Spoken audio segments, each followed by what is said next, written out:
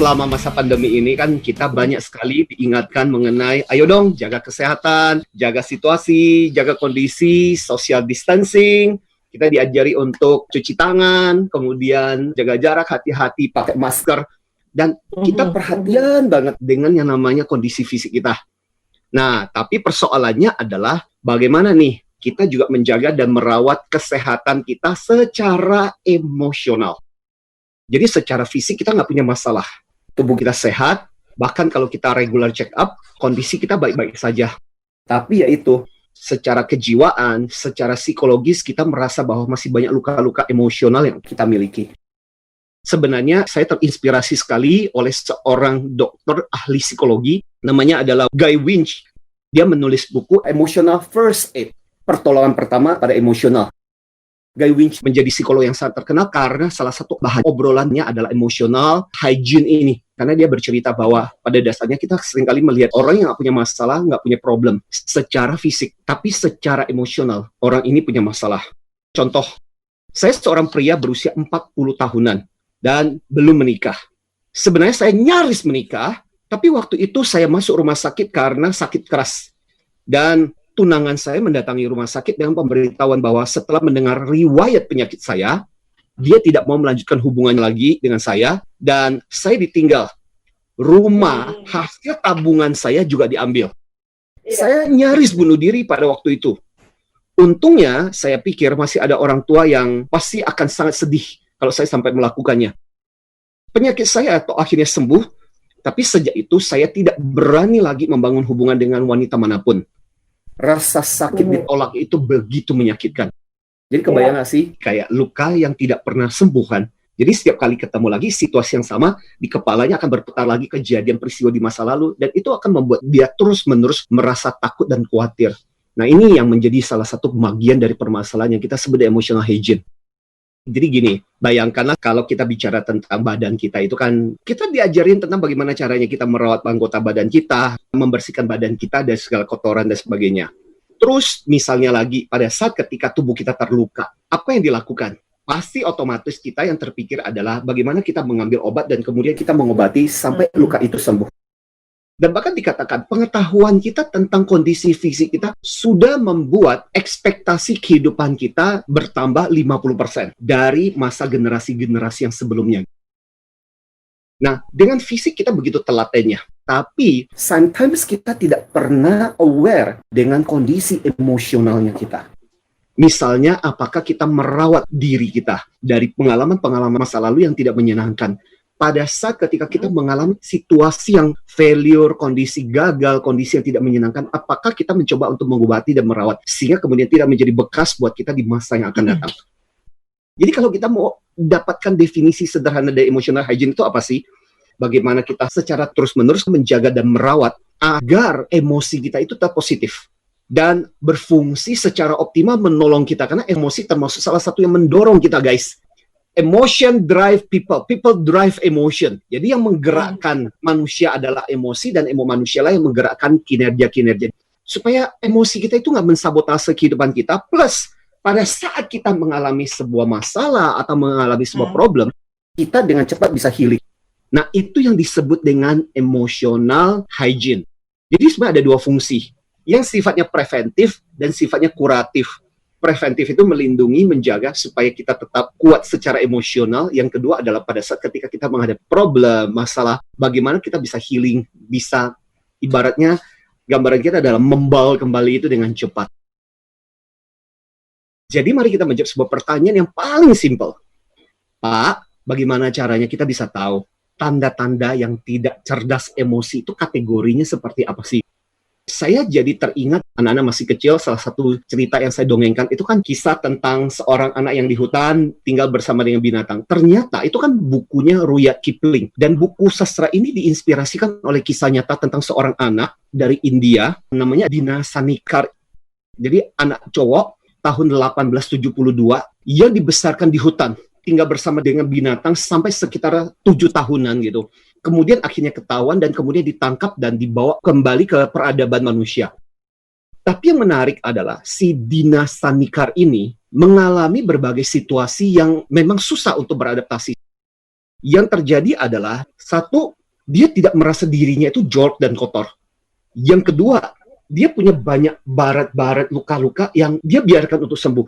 Dan yang ketiga adalah, justru ketika orang bermaksud baik dengan dia, misalnya menyentuh, malah digigit. Jadi kemudian ini menjadi kisah yang menarik. Ilustrasi ini menggambarkan bahwa ketika orang mengalami luka-luka emosional atau emotional hygiene yang nggak bagus, itu mirip-mirip kondisinya seperti itu. Jadi satu, banyak tubuhnya yang kotor. Ilustrasi pertama berarti apa? Bahwa banyak emosi-emosi yang penuh dengan luka di masa lalu yang terus-menerus terbawa sampai sekarang. Yang kedua, banyak bagian tubuhnya yang tidak terawat. Artinya apa? Orang-orang seperti itu kalau dipuji, kalau diapresiasi, justru orang itu nggak percaya, nggak trust. Jadi dia malah nggak bisa menerima kondisi-kondisi baik seperti itu.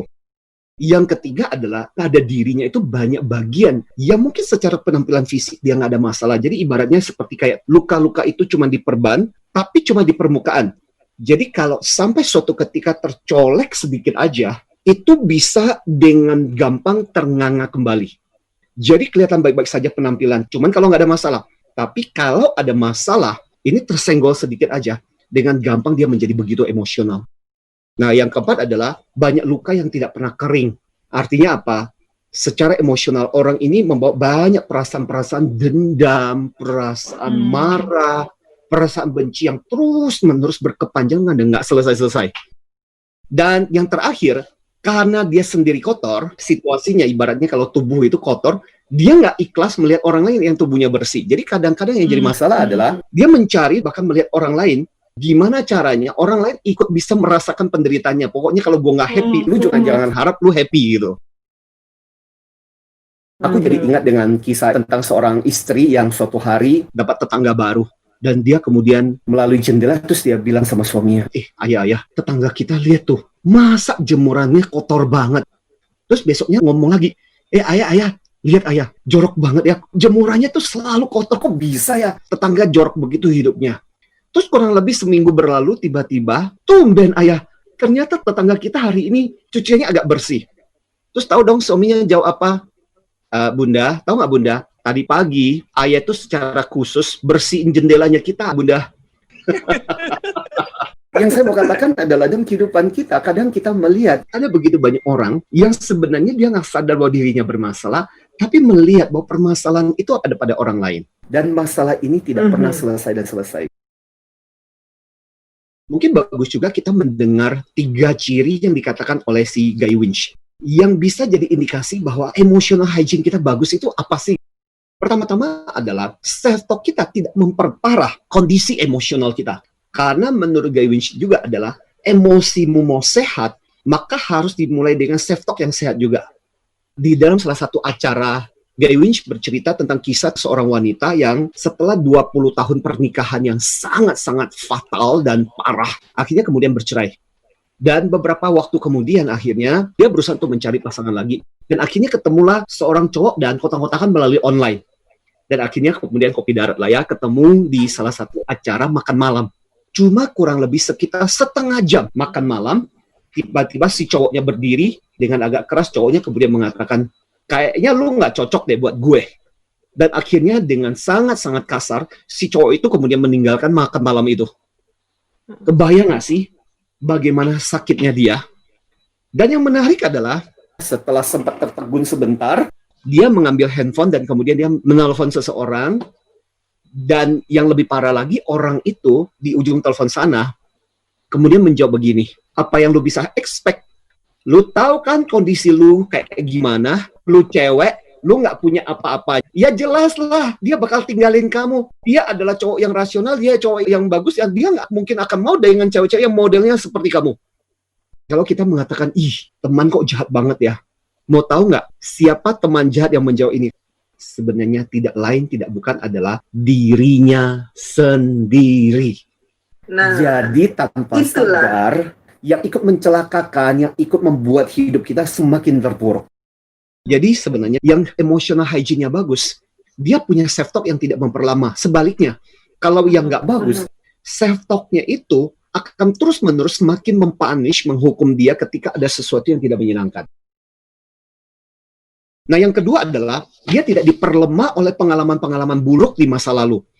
Contoh, kisah tentang seorang cowok yang memutuskan untuk berhenti pacaran setelah pernah dilukai karena ditinggal pacarnya berselingkuh sama cowok lain.